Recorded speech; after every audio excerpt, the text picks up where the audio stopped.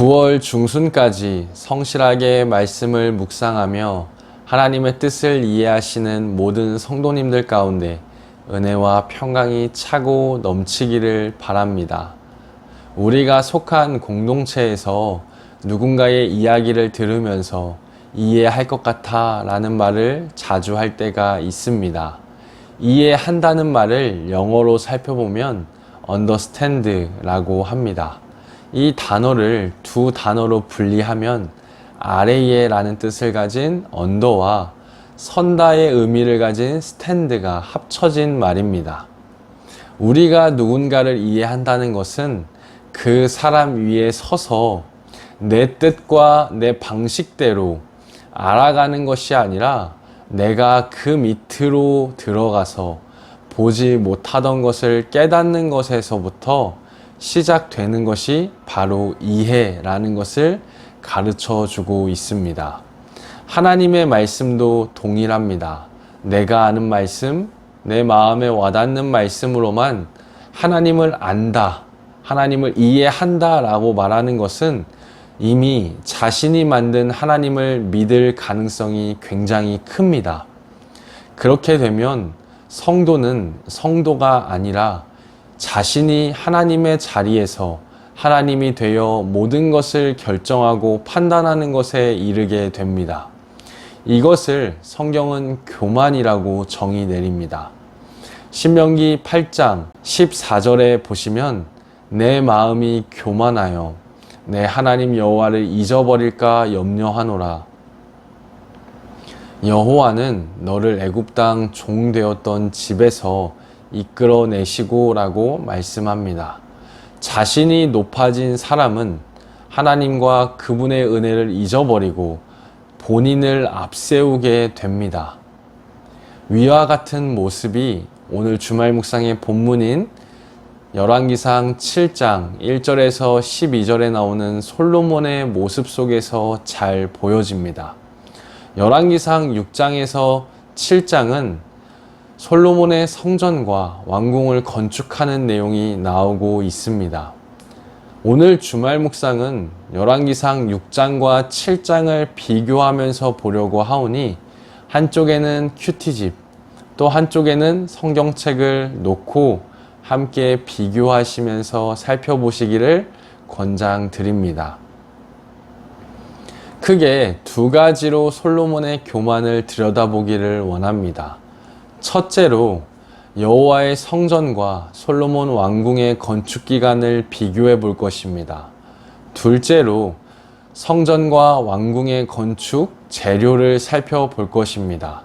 함께 살펴보기 전에 잠깐 영상을 멈추고 위 두 가지 내용을 한번 열왕기상 6장과 7장을 대조해 보시면서 찾아보셨으면 좋겠습니다. 네, 잠깐 영상을 멈추시고 살펴보시기를 바랍니다.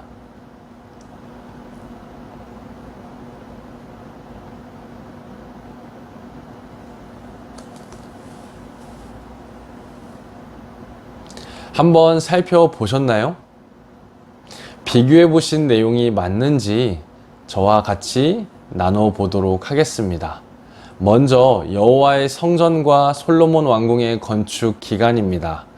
여호와의 성전 건축 기간은 열왕기상 6장 1절에 솔로몬이 여호와를 위하여 성전 건축하기를 시작하니라 라고 말합니다. 중간에는 어떠한 재료로 성전의 외부와 내부를 만들었는지 설명한 뒤에 6장 38절에 보시면 그 설계와 식양대로 성전 건축이 다 끝났으니 솔로몬이 7년 동안 성전을 건축하였더라 라고 하였습니다.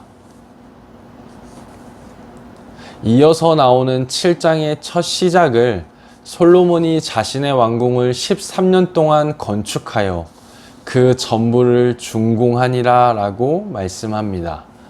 여호와의 성전은 7년 동안, 자신의 왕궁은 약 2배가 되는 13년 동안 준공하였다고 합니다.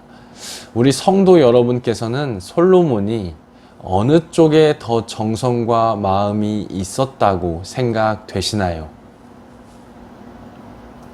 둘째로 여호와의 성전과 솔로몬의 왕궁의 건축 재료입니다. 자세한 사항은 성전 건축 재료는 6장 7절부터 36절까지, 솔로몬 왕궁의 건축 재료에 관한 것은 7장 2절부터 12절까지 읽어보시면 되겠습니다. 전자에는 돌, 잣나무, 백향목, 순금 등이 쓰였고, 후자에는 레바논 나무라고 하는 백향목과 돌로 만들었다라고 합니다. 돌이 많은 이스라엘에서는 집을 지을 때 지붕을 제외한 나머지 부분을 모두 돌로 지었다고 합니다. 지붕에 들보나 석가래를 받칠 때만 목재를 사용했는데, 여기에는 일반적으로 백향목이 아니라 뽕나무가 사용되었다고 합니다. 그 이유를 보니까 1년에 260여 차례의 크고 작은 지진이 있는 이스라엘에서는 무거운 백향목으로 지붕에 올리게 되면 붕괴할 위험이 생긴다고 합니다. 더군다나 이스라엘에서는 자라지 않는 이 나무는 비싼 수입 목재였다라고 합니다. 솔로몬은 분명 하나님께로부터 온 지혜가 있었던 사람이기 때문에 이와 같은 사실을 알고 있었을 것입니다. 그런데 유독 그는 백향목에 집착하였습니다. 백향목은 부귀와 영광을 상징하는 나무입니다. 그가 여호와의 성전 건축에는 7년, 자신의 왕궁은 13년, 총 20여 년을 건축 사업에 막대한 노동과 자본을 투자한 것은 튼튼한 건물을 짓는 것에 목적이 있었다고 보기에는 조금 어려울 것 같고, 오히려 자신의 정권의 영화를 주변 국가에 보여주기 위함이었다고 보는 것이 더 타당할 것 같습니다. 앞서 말씀드린 대로 백향목은 부귀영화를 상징하기도 하지만 반대로 교만과 허세를 보여주는 나무이기도 했습니다. 열왕기상 6장 11절에서 13절에 여호와의 성전을 건축하고 있던 솔로몬에게 하나님께서 임하셔서 여호와의 율례와 법도를 따르면 다윗과 맺은 언약을 이루며 자신의 백성 이스라엘을 결코 버리지 않으시겠다는 분명한 경고와 권면을 하나님께서 하셨습니다.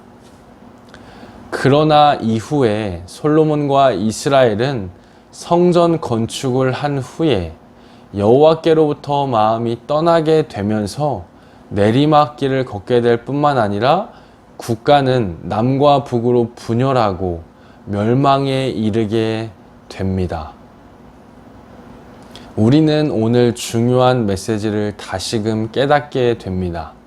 성도라는 존재는 자신을 내세우는 사람이 되어서는 안 되고, 우리의 부귀영화는 물질의 풍요가 아니라 하나님의 말씀이 들려지는 자리에 있는 풍성한 은혜임을 솔로몬이 성전을 건축하는 과정을 통해 하나님께서 성도인 나에게 지금 조명하고 계시다고 생각됩니다.